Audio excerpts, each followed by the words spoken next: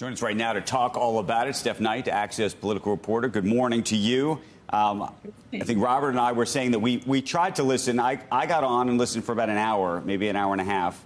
I have an early bedtime because of this broadcast. You stayed up a little I got the later. message that there's not enough space in the spaces. So, and Stef, it sounds like you stayed up and stayed through the entirety of it all. So thank you for that. What was your highlight in all of this?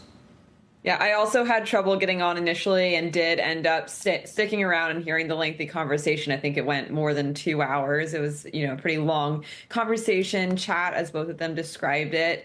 And, when it comes to the substance of what Trump said, there wasn't a whole lot of news making that happened. A lot of the things he said we've heard before, especially in the beginning. It sounded a lot like his stump speeches. He made his promises about having the biggest deportation in history, in U.S. history. That's something he has said before. He repeated that promise. He promised to, close down the Department of Education, also something that he has said before. And also, it was pretty remarkable to hear him talk about his relationship with world leaders and him saying that he feels like many of the global conflicts right now would have been avoided if he was in the White House as opposed to Biden. The other thing I noticed was just how frequently Trump decided to go after President Biden rather than Kamala Harris, given the ticket switch and the fact that Trump is not running against Biden anymore. He, of course, did offer some critiques of Harris as well, but it was pretty stunning to see how often he still went after Biden for his policies, whether it was on inflation, immigration, the border, other issues.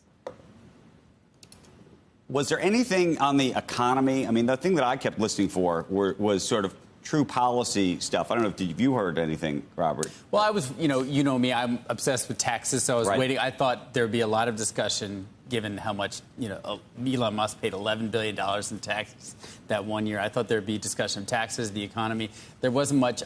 To me, what was talking about inflation for a little bit. Yeah, but yeah, definitely no. Inflation, but yeah, the sort of bread and butter markets, taxes, there wasn't a lot there.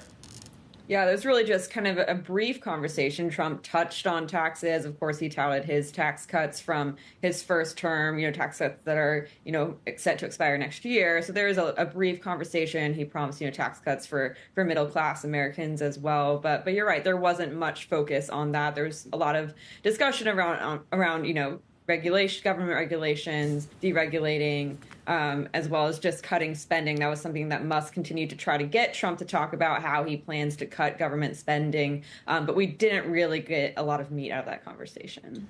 What is your sense of the Twitter audience or the X audience? And I mean, I was trying to literally look through the names of folks who are in the spaces. I don't know how accurate the names and how was it decided who was displayed at the top? I think it's based by when you join. No, Steph, isn't it? No. I think Steph, it's based on the follower count. That's what I assumed. People that I saw at the top, like Marjorie Taylor Greene. Yeah, she was at the top a lot. And I assume that's because she has a very big following. Is that how it works, Steph?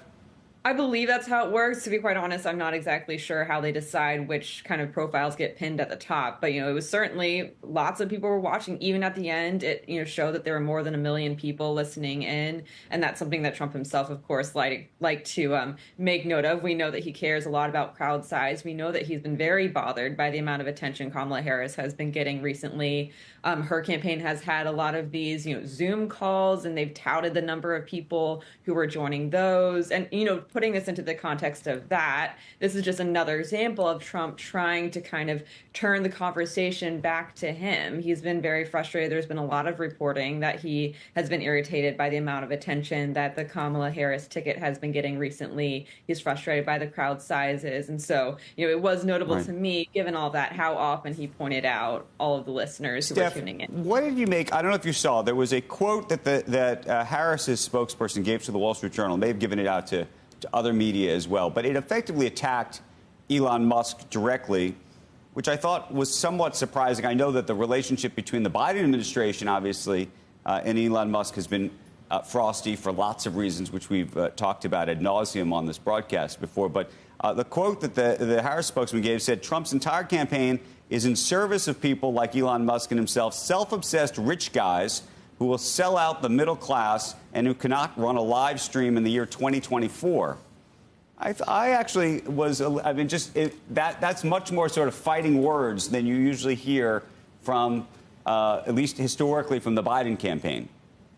Yeah, it was definitely an aggressive approach. And, I think it does lay out the strategy this campaign is trying to play. They are trying to show Kamala Harris as the middle class option. They're trying to convince people that she's the person who's going to speak out for, average Americans as opposed to, wealthy business owners. So that makes sense. Of course, Elon Musk, is a controversial figure in and of himself. There's been a lot of concern in the Democratic Party about his ownership of X and how that influences misinformation and disinformation. So there's, kind of the general frostiness between the Democratic Party and Elon Musk these days, which of course is notable given he even said last night that he had considered himself a moderate Democrat and only recently has become a Trump supporter.